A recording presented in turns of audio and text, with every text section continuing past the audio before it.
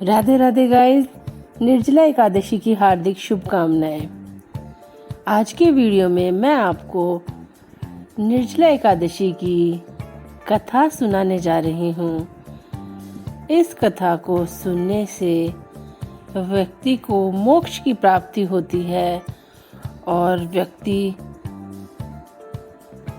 सभी कष्टों और दुखों से मुक्त हो जाता है। चलिए अब कथा को प्रारंभ करते हैं। एक बार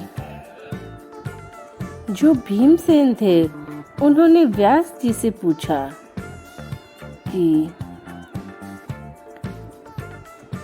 हर माह की एकादशी आती है, उस दिन मेरे समस्त भाई एकादशी का व्रत करते हैं और वे एकादशी के दिन अन्न नहीं खाते, इसलिए मुझे भी कहते हैं कि एकादशी के दिन भीम तुम्हें भी अन्न नहीं खाना चाहिए। परंतु ऋषिवर, मैं ऐसा नहीं कर सकता। मुझसे भूखा बिल्कुल भी नहीं रहा जाता। मुझसे भूख बिल्कुल भी सहन नहीं होती। मैं दान पुण्य भी कर सकता हूँ और पूजा पाठ भी कर सकता हूँ, शक्ति पूजन भी कर सकता हूँ, परंतु मेरे लिए भूखा रहना बहुत ही असंभव है। मेरे समस्त भाई मुझसे बहुत आग्रह करते हैं कि मुझे एकादशी के दिन अन्न नहीं खाना चाहिए, परंतु मुझे कोई ऐसा उपाय बताइए जिससे मेरी इस समस्या का समाधान हो सके। और तब व्यास जी ने कहा कि भीम, यह बताओ कि तुम्हें नर्क लोक अच्छा लगता है या स्वर्ग लोक अच्छा लगता है। अगर तुम्हें स्वर्ग लोक अच्छा लगता है तो तुम्हें एकादशी का व्रत अवश्य ही करना चाहिए और एकादशी के दिन तुम्हें अन्न नहीं खाना चाहिए। तब नरक लोक की कामना मन में करके भीम बहुत ही भयभीत हो गया, बहुत ही डरने लगा। तब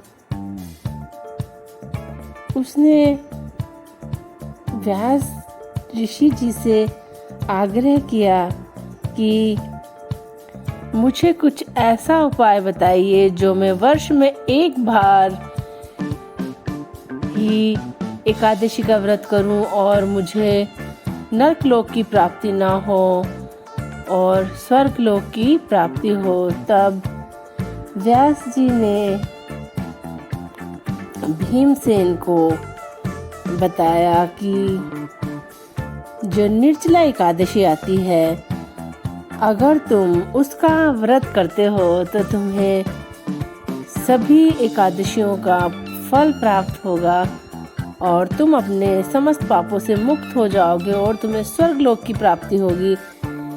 निर्जला एकादशी के दिन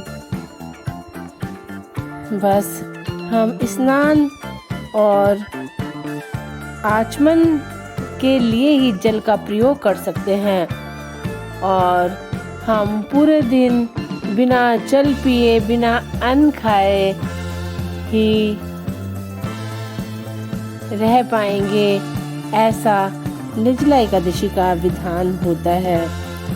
निर्जला एकादशी के दिन जल और भोजन वर्जित है।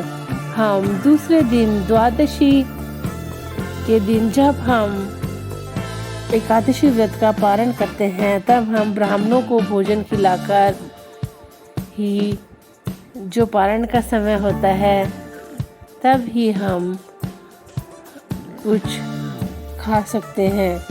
अगर भीम तुम्हें समस्त एकादशियों का पुण्य प्राप्त करना है तो तुम्हें जो निर्जला एकादशी आती है वह करनी चाहिए।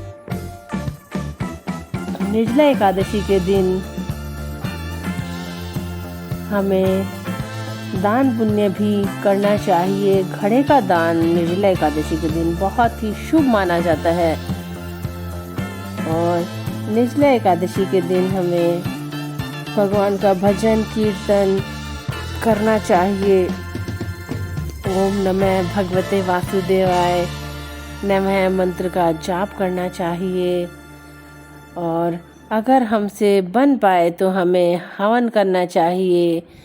हवन करना बहुत ही शुभ होता है। निर्जला एकादशी के दिन अगर हम यज्ञ करते हैं तो हमें बहुत ज़्यादा पुण्य की प्राप्ति होती है। भगवान विष्णु की कृपा हमें प्राप्त होती है। तब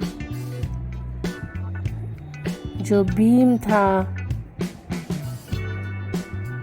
उसको भी व्यास जी का यह सुझाव पसंद आया और जो भीमसेन जी थे उन्होंने जब निर्जला एकादशी आई तो उसका व्रत किया और पारण किया।